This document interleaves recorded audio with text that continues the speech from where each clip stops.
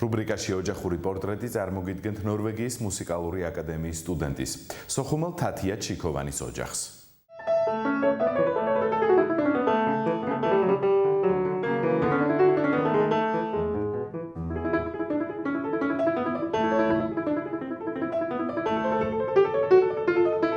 ძალიან ბედნიერი ვარ იმით, რომ საქართველოში ეს კონსერვატორიის ჩვენი ქართული ბაზა მაქვს მიღებული და სკოლა ძალიან დამეხმარა განვითარებაში, თუნდაც ჩაბარებაში ნორვეგიაში და ეს ძალიან მათთვისაც ძალიან იგრძნობა ჩვენი ესეთი საფუძვლიანი განათლება, რასაც ჩვენ ვიღებთ ჩვენს პედაგოგებთან და პროფესორებთან. ძირითადად ეს წარმატებული ნაბიჯები, ეს ყოველწლიურად იყო ჩემი ორკესტრთან ერთად შესრულებული ნაწარმოები, რომელსაც ძალიან დიდი შრომა ჭირდებოდა. თუმცა სირთულეები ალბათ მარტო იმიტომ არა, რომ ნორვეგიაში თქვათ ვსწავლობ, სირთულეები ჩვენს პროფესიას ნებისმიერ ადგილას ახლავს და ვერ გეტყვით, რომ რაიმე განსაკუთრებული სირთულე მომიტანა ნორვეგიაში სწავლა. ძალიან ბევრ კონცერტებში ვიღებდით მონაწილეობას, ძალიან მნიშვნელოვან კონცერტებში.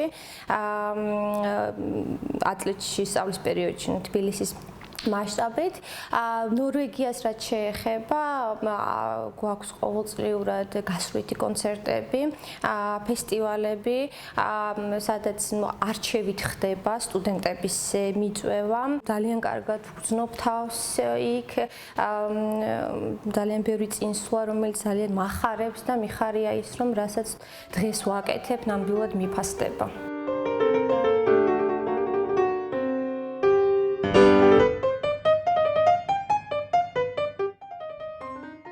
ხაზესთან დაკავშირებით ბევრმა იცის, თუ არა და მეკითხებიან მე და ჩემგან ინფორმაციის სახით მიეწოდებათ. ჩემი მეუღლის სახელია კრისტიან ალვესტადი, ნორვეგიელი, პროფესიით არის ფიზიკა-მათემატიკოსი.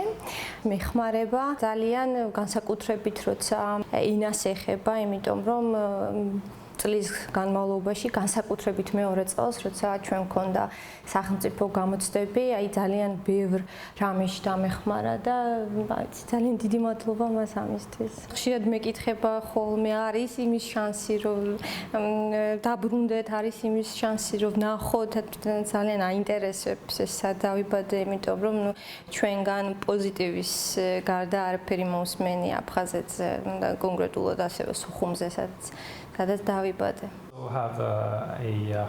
ჩემი ჰობია კამერასთან მუშაობა, ფოტოების გადაღება, ვიდეო ჩანაწერების გაკეთება. ვფიქრობ, რომ ძალიან კარგია შევათავსოთ თათიას პროფესია და ჩემი ეს გადაცემა. ჩვენ ერთად შევძლებთ ამ პროფესიაში რაიმე მნიშვნელოვანს მივაღწიოთ. ჯერა თათიას ნიჭის და წარმატებების, რისთვისაც მას აქამდე მიუღწევია და მწამს, რომ მომავალშიც ბევრს მიაღწევს.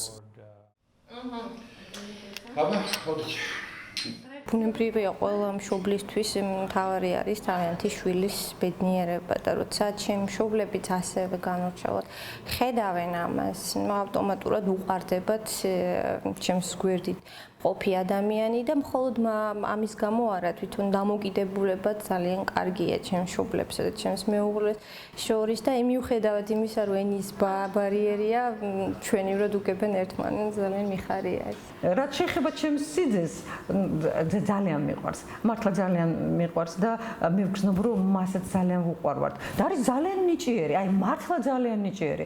იმიტომ რომ ერთხელ, როდესაც თათიამ მითხრა, რომ ნახე მე დაუკრავო ახლა მაგიდაზე თითებით ნაწარმოებს და კრისტიანი ამოიცნობს, რომ მე ვიფიქრე როგორ უნდა ახლა მაგიდაზე დაკრული იმით, მიუხედავად იმისა, რომ აბსოლუტურად სხვა პროფესიისაა და ასე მუსიკასთან შეხება ისეთი არ აქვს. დაუკრა თათიამ მაგიდაზე თითებით დაუკრა და შეეკითხა კრისტიანს, რა რომელ ნაწარმოებს ვუკრავ? და კრისტიანი ეუბნება, შენ ახლა შუბერტი დაუკარიო. ისევ დაუკრა.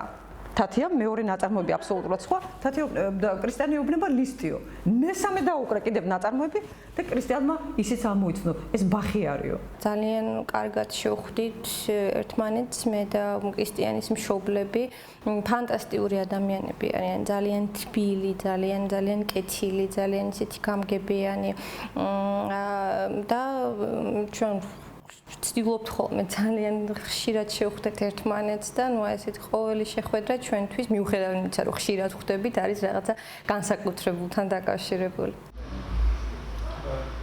მე ხშირად ვახსენებ ხოლმე მამას, როგორც ასე ვთქვათ, ინიციატორს, მხოლოდ და მხოლოდ იმიტომ, რომ იქიდან გამომდინარე, რომ მამას ურჩევდა ძალიან ბევრი პედაგოგი, იმას რომ გამეგზელებინა ეს პროფესია, მან ცადა მაქსიმალურად, რომ ხელი შეეწყო ჩემთვის ამ პროფესიაში განვითარებისთვის და იმედია, რომ გავამართლე.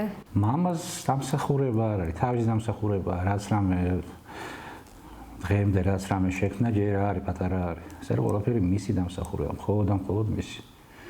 ხო და ახლა მე მამა ვარ და ვალდებული ვიყავი, ხო, რაღაც გამეკეთებინა, რაღაც რა. ეს არ თავს ფიქრობ, შვილს რო უნდა ჩააცვა და ახურო და ნორმალური პირობები შეუქმნა ცხოვრების, ეს არის, ვალდებულება და აუცილებლობა, ხო, მშობელი თუ ხარ, ეს აუცილებლად უნდა გააკეთო. მაგრამ აი მაშინ ახარ მართლა მაგარი, ხო? ასე ვთქვათ, მშობელი, როდესაც მიხვდები შენი შვილი რად არის დაბადებული. მუსიკოსად, მევენახეთ, მეცნიერად, ექიმად, პურის მცხოვრად. ანუ აი ამას თუ ეს თითქმის შეუძლებელი რამე არის. ესეთი რაღაცა, ამას როგორ უნდა მიხვდე ახლა? ხო? პატარა უბრალოდ ამ შემთხვევაში მე მგონი გამართლებას ქონდა ადგილი, იცი, გაამართლა რაღაცამ და ესე მოხდა და მე ერთი რამე არის ახლა როგორ გინდა 7-8 წლის, 9 წლის ბავშვს, ხო, აიძულო დაჯდეს და დღეში უკრას 7 საათი, ხო?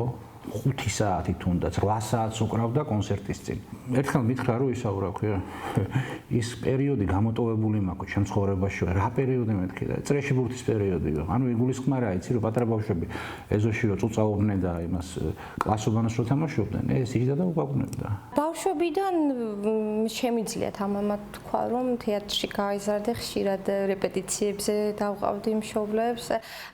ძალიან მაინტერესებდა, თუმცა ვერ გეტყვით, რომ დრო მქონდა იმისთვის, რომ მეფიქრა სხვა პროფესიაზე. ეს იმდენად უკვე ჩვეულებრივი რამ იყო ჩემთვის, რომ აი ეს მსახიობები არიან ჩემი მშობლები, მაგრამ ჩემი პროფესია არის ეს და ალბათ მაინც ვიპოვე რაღაცა ახლო ამ ხელოვნებას, იმიტომ რომ ჩემი პროფესიას უკავშირდება სცენას და მაყურებელს. ამჟამად მეორე წელი დავამთავრე ბაკალავრიატის და აი თვითონ ჩვენი პროფესიაც არის მოულოდნელობით სავსე.